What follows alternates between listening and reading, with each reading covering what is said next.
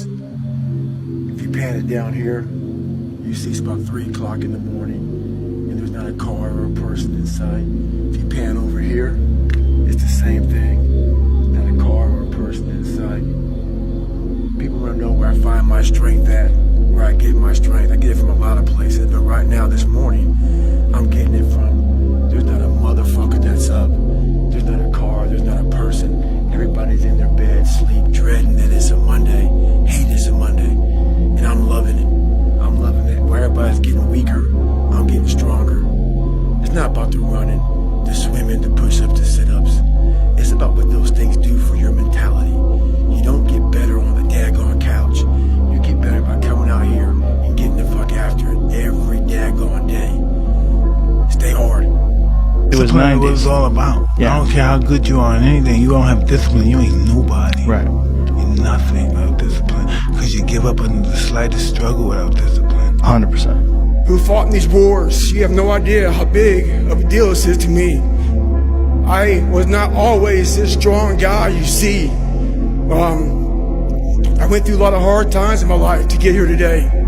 Suffering before your mind starts saying we need self-talk.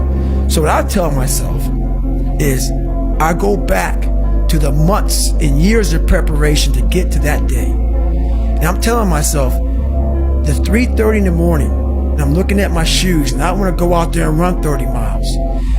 I have to, in that second, in that moment of this self-talk, my mind saying, you got to find more, you got to find more.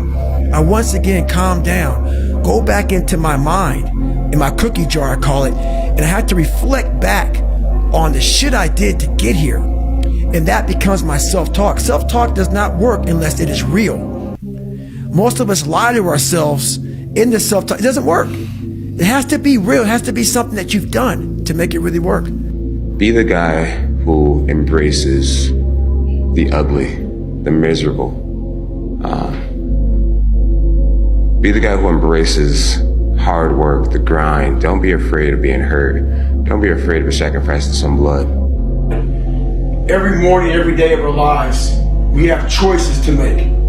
You have the choice to stay in bed, to say, forget it, I'm not gonna work out today, or forget it, I'm not gonna work hard today. You always have a choice every single day of your life. A lot of times I'll be in a 200-mile run or something like that, and I'm all jacked up. Body's broken, mind's broken, spirit's broken. I started to say, what if I can pull this off? When I first walked into the Navy SEAL recruiter's office, he looked at me and said, there's only been 35 African Americans in 70 years make it through. You know what I said to myself? What if I can be the 36th? It's the what if I can pull off a fucking miracle. What if I can become someone that no one thinks I can be? And just me talking about that, I have the hair going up on my arms because it makes me just like, what if? There's nothing you're gonna say, there's nothing you're gonna fucking do that's gonna outweigh anything I've already said to myself.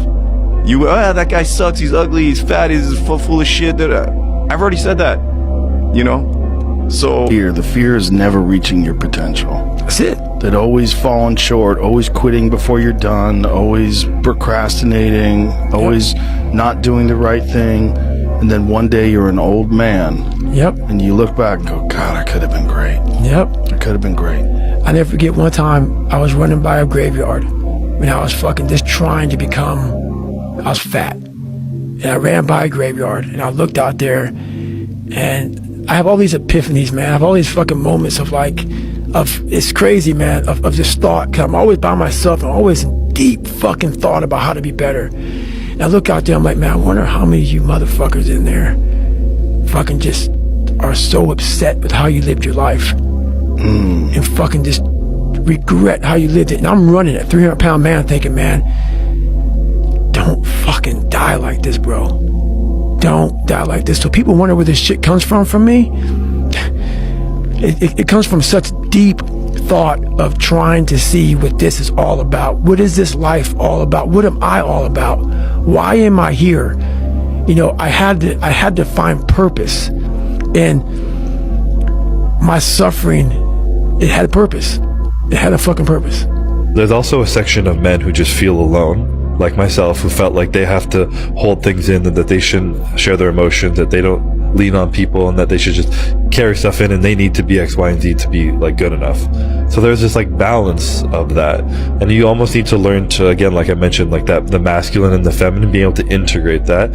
I feel like a real man is confident and comfortable enough to embrace the feminine energy he has in him. If he's emotional, let it out, but also have that masculine side of it, be like, I'm going to be emotional right now, but I'm still going to go and fuck shit up right now, you know? I'm still going to take charge of what I want with my life. I'm going to work fucking hard and be disciplined, but I'm going to accept that sometimes I'm going to break down, and it's going to be, I'm not saying that women break down, but there's more emotion over there, and allow it to feel it and to ask for help and to lean on people and be able to balance those two, and that like yin and yang. I think that's what's missing personally. Right? Like you can be going as fast as possible in the wrong direction, and it actually takes you further away from the destination. This is something that a lot of people, I call it the manopause, which is mid-20s toward late 20s. A lot of guys, it seems like you had yours earlier, realize that a lot of the values that they hold, a lot of the things that previously they took a sense of self-worth from, that the world told them that they should value, they don't make them feel fulfilled anymore. And they go, oh fuck, like I got toward the top of this mountain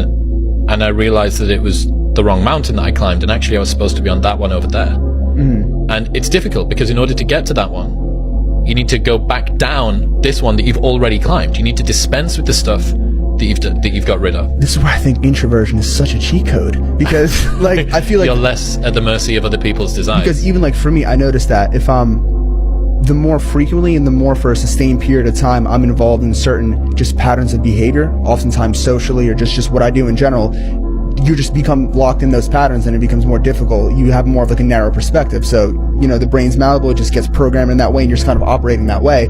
So for me, a lot of like the best insights that I've gotten are like times when I like completely just like fully detached and just entered this weird like meditative just like flow state of just being just so just alone. What I've learned is that most of the sabotage in your life is self-induced. Hear me out, okay? Most of the sabotage that is self-induced in life is because you do not have the self-regulation to do that which you know you need to do. So you need to be able to ask yourself, right? You know you need to go to the gym. You know you need to start this business. You know you need to read this book, but you don't do it. Why? Why don't you do it? Not, oh, I didn't do it today. No, why didn't you do it?